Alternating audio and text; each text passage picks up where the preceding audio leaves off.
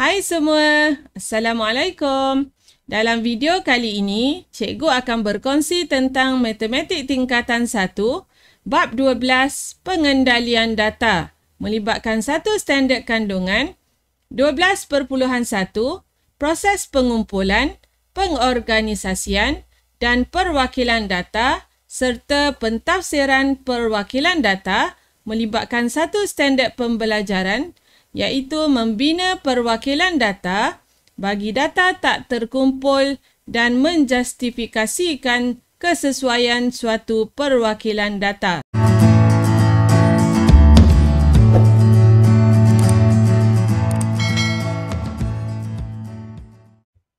Dalam video kali ini, kita akan lihat pula jenis perwakilan data yang kelima, iaitu data yang terakhir untuk tajuk tingkatan 1, melibatkan plot batang dan daun. Okey, plot batang dan daun ialah perwakilan data yang mengasingkan nilai data kepada dua, iaitu kepada batang dan juga daun mengikut nilai tempat. Daun biasanya diwakilkan oleh digit akhir nombor tersebut, okey, iaitu digit SAR. Manakala untuk batang ialah digit atau digit-digit yang lain di sebelah kiri nombor tersebut. Okey, kita lihat pula langkah-langkah untuk membina plot batang dan daun. Okey, langkah pertama, kita tulis setiap data satu demi satu dengan digit puluh sebagai batang.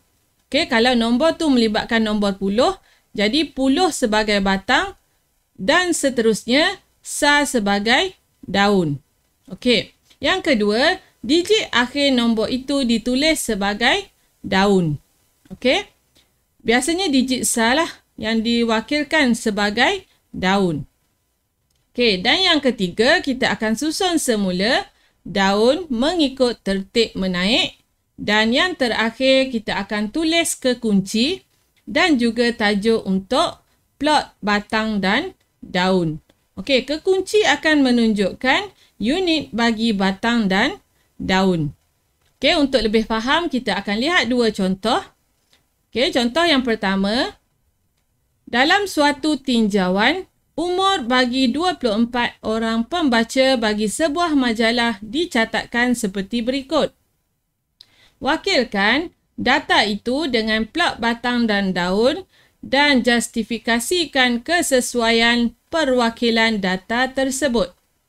Okey, data diberi dalam bentuk data mentah, iaitu data tak terkumpul, dan ini adalah keadaan untuk kita membina plot titik di mana kita akan bahagikan kepada dua bahagian.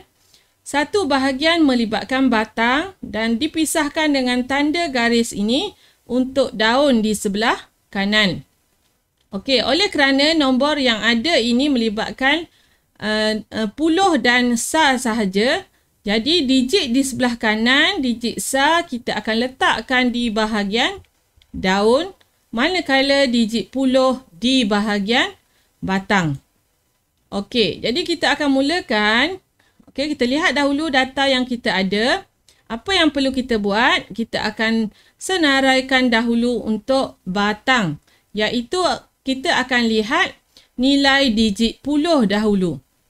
Dan kita akan tulis digit pada batang dari nilai terkecil ke nilai yang paling besar. Jadi di sini kita perlu lihat apakah digit puluh yang paling kecil. Okey, digit puluh yang paling kecil daripada data yang diberi ialah nombor 2. Dan kita lihat pula digit yang paling besar. Digit yang paling besar adalah nombor 6. Jadi bahagian batang ni kita akan tulis digit bermula daripada nilai terkecil. Jadi bermula dengan 2 lah. Okey, 2, 3, 4, 5 dan 6. Okey, untuk batang kita akan tulis nombor 10 sahaja. Digit 10 sahaja. Seterusnya, daripada jadual yang ada, daripada data yang ada, kita akan senaraikan 44 dekat bahagian batang 4. Okey, 4 yang pertama dimasukkan bahagian batang dan 4 yang kedua kita akan masukkan bahagian daun. Okey, 4, 4. Okey, 53. 5 di sini, 3 di bahagian daun. Okey, 33. 3 di bahagian sini. Okey, 3 di bahagian daun. Seterusnya, 65. Okey, kita akan ambil nombor yang kedua sahaja, letakkan di bahagian daun. Dan yang depan ni, kita akan lihat kepada kedudukannya pada ruangan batang. Okey, 51. Okey, jarakkan sedikit daripada nombor yang pertama. 30. Okey, 3, 0. 42. Okey, 4, 2. 34. Okey. 57. Seterusnya, 36. Okey, 36. 51. Okey, bahagian 5. 1. 32. Okey, 39.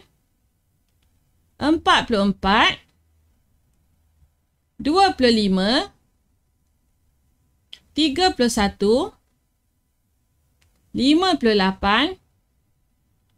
Okey, 47. 4, 7. 31. Okey, satu lagi. 22. 58. 38. 60. Dan akhir sekali 47. Okey, jadi ni adalah langkah yang kedua. Kita dah susun masukkan nilai batang dan juga daun. Okey, seterusnya kita perlu susun semula. Okey, kalau kamu lihat ni, yang ni 5, yang ni 2. Kita perlu susun ruangan untuk daun mengikut tertib menaik. Okey, jadi kita akan pastikan yang ni kita akan susun di bahagian depan dan 5 akan berada di bahagian yang kedua. Kita perlu susun untuk bahagian daun ni, kita perlu susun ikut tertib menaik. Okey, ikut tertib menaik. Jadi kita akan susun semula dan kita akan dapat okey, seperti inilah. Okey, daripada 5, 2, cikgu dah tukar 2 di hadapan. 5 akan berada di bahagian yang kedua. Okey, sama seperti untuk 3 ni, kita akan susun 0, 1, 1. Okey, 0, 1, 1. Seterusnya 2, 3. Okey, 4, 6, 8 dan 9. Mesti disusun ikut tertib menaik. Okey, kamu lihat ni semua disusun ikut tertib menaik. Okey, dah selesai kita susun ikut tertib menaik. Kita akan tuliskan kekunci dan juga tajuk. Apa dia kekunci? Kekunci tu maksudnya kita akan mentafsirkan apa sebenarnya unit yang digunakan dalam batang dan daun ini. Contohnya, kita ambil yang pertama ni. Okay, kita ambil yang pertama. 2. Okay, 2. Ada tanda garis di tengahnya mewakili simbol inilah. Okay, seterusnya ada 2 bermakna 22 tahun. Okay, dapatkan daripada maklumat soalan.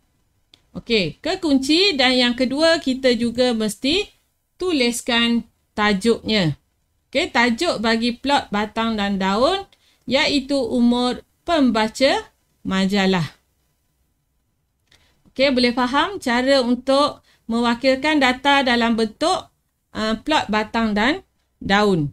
Okey, seterusnya kita akan justifikasikan dengan cara kita menulis plot batang dan daun sesuai digunakan untuk memaparkan umur bagi setiap pembaca majalah dalam tinjauan itu. Okey, boleh Ni soalan pertama. Seterusnya kita lihat pula soalan yang kedua. Data di bawah menunjukkan tinggi dalam sentimeter terdekat bagi 24 orang murid yang menyertai kelab bola keranjang.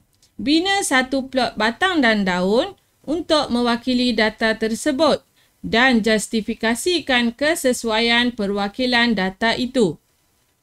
Okey, kita lihat kepada data yang diberi. Okey, kita lihat di sini data kali ini melibatkan 3 digit.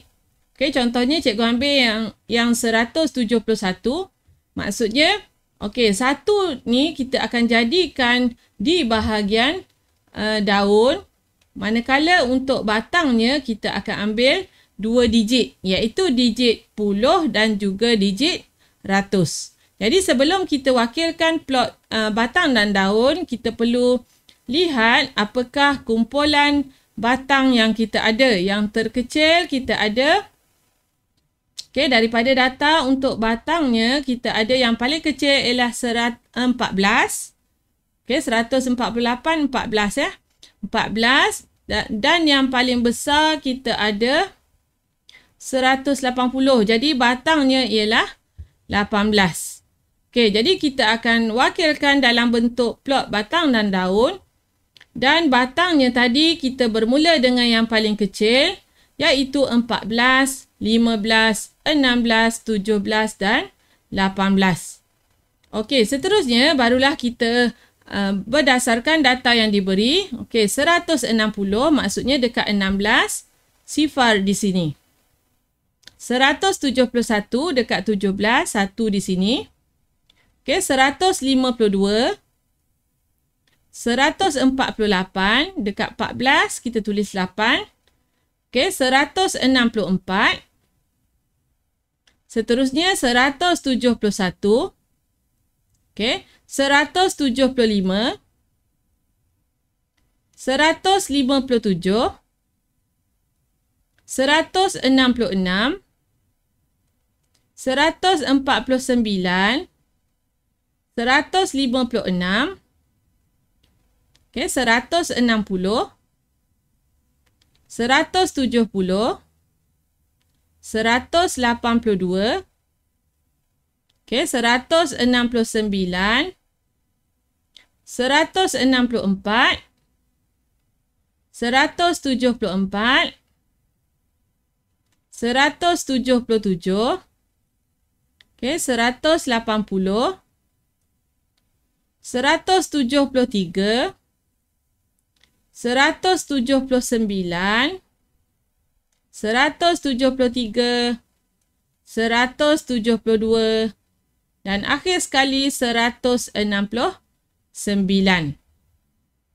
Okey, yang ni kita baru masukkan data ke dalam daun.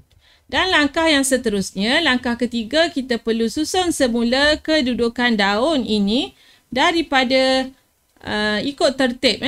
Maksudnya tertib menaik. Okey, kita perlu susun semula semua daun untuk setiap batang mengikut kedudukan tertib menaik. Okey, jadi bila kita susun semula, kita akan dapat seperti ini. Okey, 14, 8, 9, 15, 2, 6, 7. Okey, mesti ikut tertib. 16 bermula dengan sifar-sifar. Okey, 4, 4, 6, 9, 9. Okey, dan 17 kita ada sifar 1, 1. Okey, 2, 3, 3, 4, 5, 7, 9. Dan untuk 18 kita ada sifar 2. Okey, selesai kita susun daun ikut tertib menaik, seterusnya kita akan tulis ke kunci. Okey, kita ambil data yang pertama, 1, 4, ada garis, 8, bermakna 148 cm. Dan juga untuk tajuknya iaitu tinggi murid bagi kelab bola keranjang. Okey, jadi kita dah selesai membina perwakilan data untuk plot batang dan daun. Seterusnya kita akan justifikasikan kesesuaian perwakilan data ini. Okey, plot batang dan daun sesuai digunakan untuk memaparkan tinggi murid bagi kelab bola keranjang. Okey, jadi selesai perbincangan untuk membina perwakilan data jenis yang kelima, iaitu plot batang dan daun. Okey, seperti biasa, sekiranya ada apa-apa persoalan, bolehlah ditulis di ruangan komen. Berminat dengan video-video yang cikgu kongsikan? Jangan lupa untuk like, share, komen serta subscribe. Terima kasih.